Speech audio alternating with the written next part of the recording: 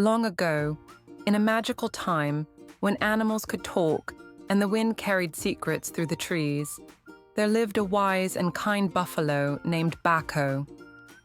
Bako wasn't just any buffalo. He was known far and wide as the intelligent buffalo. With a heart as big as the plains and a mind as sharp as an eagle's eye, Bako was loved and respected by all the creatures in the land. Whenever animals had problems, they came to Bako for advice, and he always helped with a calm voice and a gentle smile. Not far from the peaceful valley where Bako lived, there was a dark, tangled forest. Deep within it lurked a bad wolf, clever, cunning, and always hungry. The wolf spent his days plotting tricks and traps, hoping to catch an unsuspecting animal for his next meal. But none dared enter his forest, except perhaps, one day, the brave and intelligent Bako. Each day begins with the gentle rise of the sun as the buffalo steps into his role on the farm. With steady hooves and a calm gaze, he helps the farmer by carrying bundles of hay across the fields, his broad back bearing the load with quiet strength. He watches over the farm like a silent guardian, alert but never aggressive, guiding the wandering ducklings back to their coop and standing watch when the wind stirs unease among the animals. Wise and patient, the buffalo leads not with force, but with example. He knows when to act and when to remain still. The animals trust him. His presence brings a sense of calm, and even the most restless dog settles near him. The buffalo speaks little. From the edge of the trees, the wolf watched, eyes locked on the massive buffalo grazing in the clearing. The herd surrounded him, guards on all sides. The wolf's stomach growled, but he knew he couldn't attack. Not yet. Frustration burned inside him. Why does such a strong creature serve others? The wolf wondered. If he only knew his strength, he could rule the plains, not follow like a lamb. An idea sparked. The wolf grinned. That night, he slunk through the tall grass, a shadow among shadows. Careful not to make a sound, he crept closer to the buffalo, who stood watch while the others slept. "Why do you serve them?" the wolf whispered from the dark. The buffalo flinched. "You could be free. You could be feared." The buffalo tilted his head, uncertain. The wolf's words dug deep.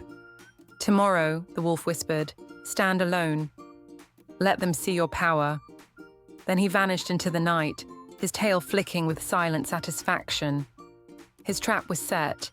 Now he just had to wait. One quiet afternoon, the great buffalo wandered alone to the riverbank, his heavy steps stirring the dust. The sun shimmered on the water, and a breeze rustled through the grass.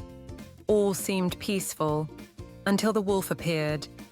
He emerged from the shadows with a sly grin, his eyes sharp and calculating. "Friend," he said smoothly, circling the buffalo, "you're strong, powerful. Why do you let humans lead you?" The buffalo didn't flinch. He watched the wolf with calm, ancient eyes. "Why not use your strength to rule?"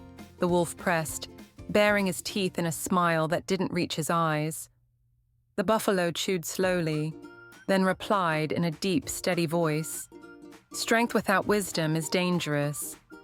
The wolf blinked. "I could destroy," the buffalo continued, "but I choose not to.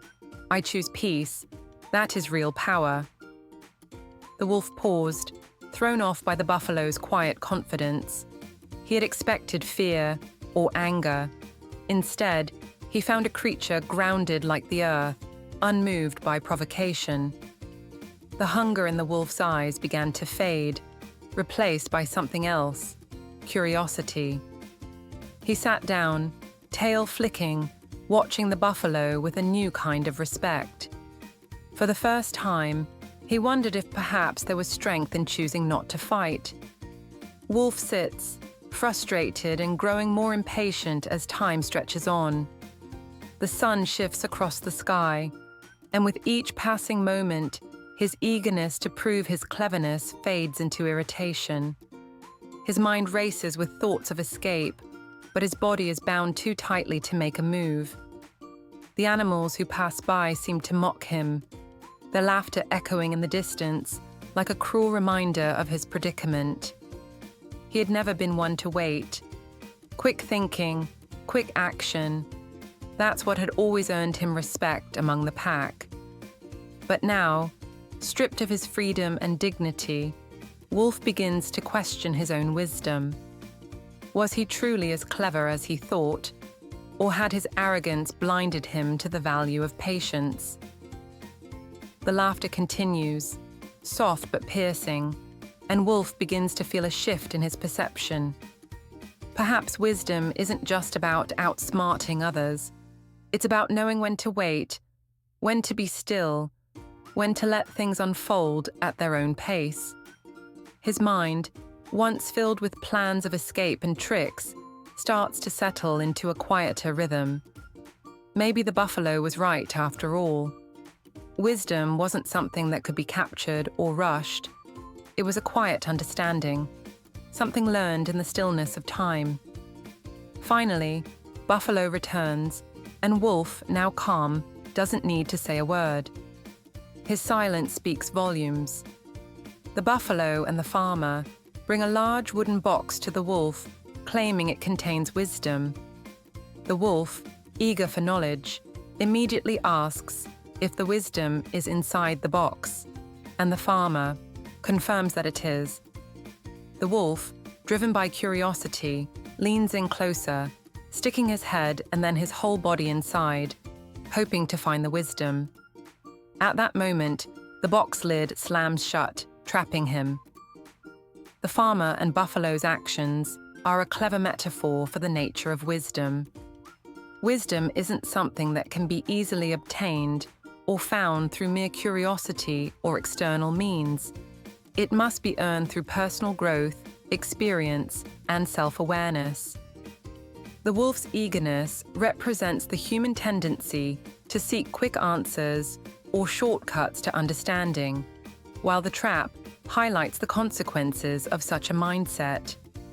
The buffalo's final statement, "Wisdom can't be seen, it must be earned," teaches an important lesson. True wisdom requires effort and patience. It's not about simply seeking or expecting immediate rewards, but about the journey of learning, reflection, and self-discipline.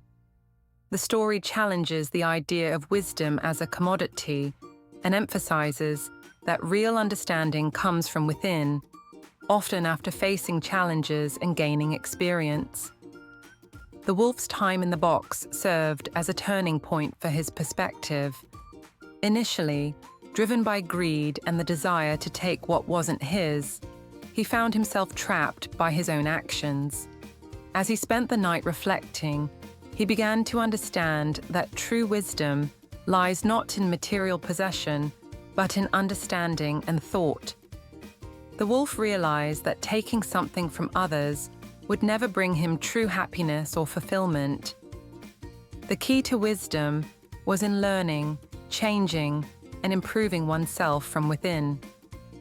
The next morning, when the buffalo and farmer came to check on him, the wolf had a genuine change of heart.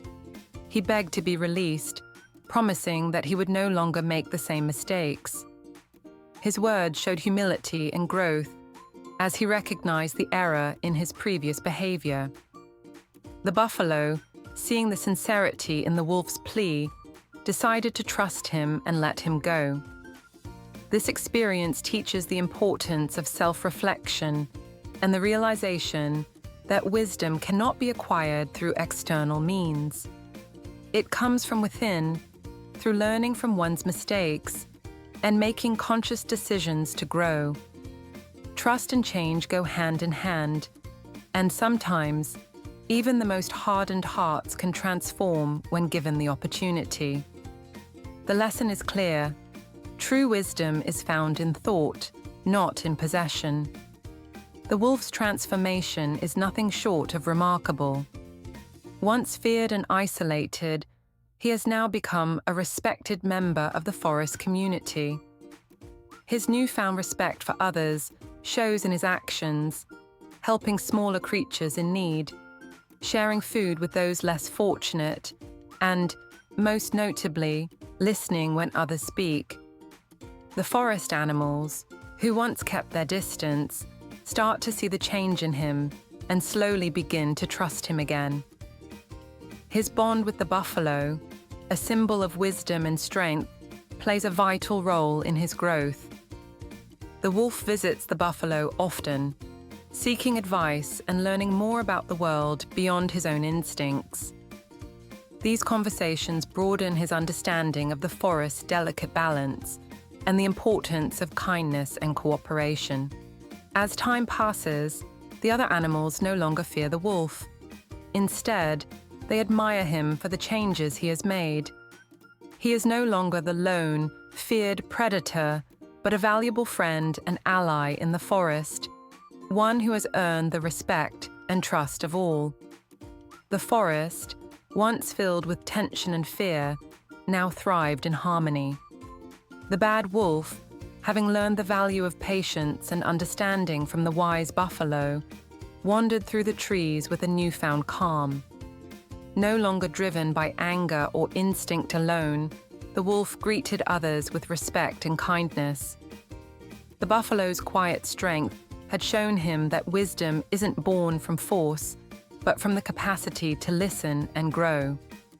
The forest, once a place of conflict, became a sanctuary of peace, where every creature, big or small, learned that true power lies not in dominance, but in the ability to live with empathy and understanding. In the end, peace was not just restored, it was embraced. The forest thrived, and so did the creatures who called it home.